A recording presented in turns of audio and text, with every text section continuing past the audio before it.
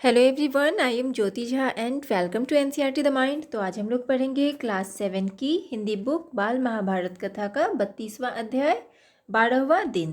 तो चलिए पढ़ना स्टार्ट करते हैं। अब इसे ध्यान से सुनिए।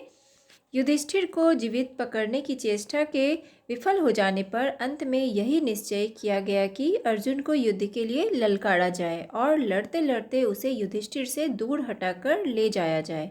युद्ध का 12वां दिन था। बहुत ही भयानक लड़ाई हो रही थी। आचार्य द्रोण ने युधिष्ठिर को जीवित पकड़ने की कई बार चेष्टा की पर असफल रहे। भगदत्त के हाथी ने भीमसेन को मार दिया। यह शोर सुनकर युधिष्ठिर ने भी विश्वास कर लिया कि भीमसेन सचमुच ही मारा गया होगा। यह सोचकर उन्होंने अपने वीरों को आज्ञा दी कि वे भगदत्त पर हमला करें।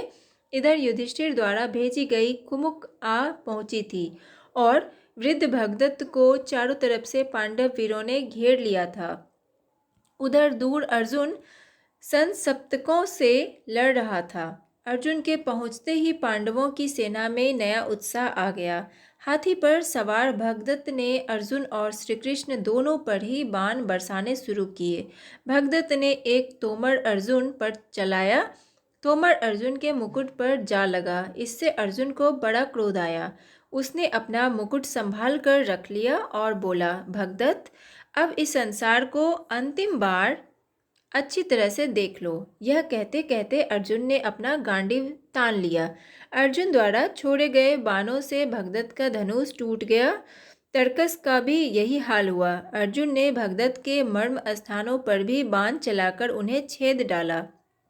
इसके बाद अर्जुन के तेज बाणों से भगदत्त की आंखों के ऊपर बंधी हुई रेशम की पट्टी कट गई, जो उसकी आंखों के ऊपर लटक आने वाली चमड़ी को ऊपर उठाए रखती थी।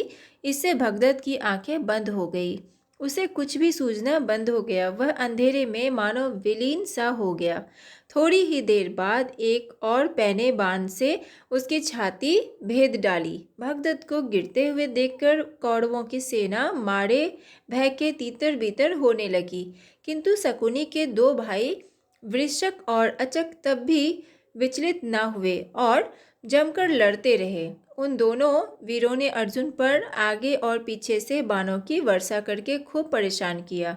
अर्जुन ने थोड़ी देर बाद उन दोनों के रथों को तहस नहस कर दिया और उनकी सेनाओं पर भी भयानक बाण वर्षा की। सिंह शिशुओं के समान वे दोनों भाई अर्जुन के बाणों से घायल होकर गिर पड़े और मृत्यु को प्राप्त हुए। अपने अनुपम वीर भाइयों के मारे जाने पर शकुनी के क्रोध और क्षोभ की सीमा न रही। उसने युद्ध शुरू कर दिया और उन सब उपायों से काम लिया जिनमें उसे कुशलता प्राप्त थी, परंतु अर्जुन ने उसके एक एक अस्त्र को अपने जवाबी अस्त्रों से काट डाला। अंत में अर्जुन के बाणों से शकुनी ऐसा आहत हुआ कि उसे युद्ध क्षेत्र से हट जाना पड़ा। इसके बाद तो पांडवों की सेना द्रोणाचार्य की सेना पर टूट पड़ी। असंख्य वीर खेत रहे। खून की नदियां सी बहने लगी। थोड़ी देर बाद सूर्य अस्त हुआ। अपनी सेना का यह हाल देखकर द्रोणाचार्य ने लड़ाई बंद कर दी। दोनों पक्षों की सेनाएं अपने अपने डेरों को चल दी और इस प्रकार 12वें दिन का युद्ध समाप्त हुआ। तो ये चैप्टर आपका कंप्लीट हो चुका है। तो अब हम लोग प्रश्न उत्तर कर लेते हैं। तो देखिए, आपका पहला प्रश्न है कि दुर्योधन ने अर्जुन को युद्ध क्षेत्र से दूर ले जाने का निर्णय क्यों किया। उत्तर लिखेंगे कि दुर्योधन ने अर्जुन को रण क्षेत्र से दूर ले जाने का निर्णय इसलिए किया ताकि युधिष्ठिर को बंदी बना सके।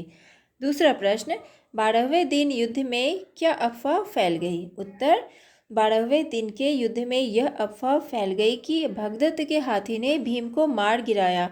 अर्जुन उस समय दूर जाकर सप्तकों से लड़ रहा था। तीसरा प्रश्न, अर्जुन ने भगदत्त का क्या हाल कर दिया। उत्तर, अर्जुन ने भगदत्त के नाजुक स्थानों पर बाण चलाकर उन्हें बेध डाला। उसकी रेशमी पट्टी काट डाली। चौथा प्रश्न, अर्जुन द्वारा छोड़े गए बाणों से शकुनी के कौन कौन भाई मारे गए। उत्तर लिखेंगे, अर्जुन द्वारा छोड़े गए बाणों से शकुनी के दो भाई वृषक तथा अचक मारे गए। पांचवा प्रश्न है कि 12वें दिन के युद्ध की उल्लेखनीय घटनाएं क्या रही। तो लिखेंगे उत्तर कि 12वें दिन की उल्लेखनीय घटनाएं थी। द्रोणाचार्य युधिष्ठिर को पकड़ने में असफल रहे और अर्जुन के द्वारा युद्ध में भगदत्त के अतिरिक्त असंख्य वीर योद्धा मारे गए। छठा प्रश्न, अर्जुन ने भगदत्त को कैसे मारा? उत्तर, अर्जुन ने अपने गांडीव से भगदत्त पर बाण चलाए। इससे भगदत्त के धनुष और तरकस का भी बुरा हाल हुआ। फिर अर्जुन ने भगदत्त के मर्म स्थलों को बाणों से छेद डाला। अर्जुन के तेज बाणों से भगदत्त के आँखों के ऊपर बंधी हुई रेशम की पट्टी फट गई, जो उसकी आँखों के ऊपर लटक जाने वाली चमड़ी को उठाए रखती थी। इससे भगदत्त की आँखें बंद हो गई।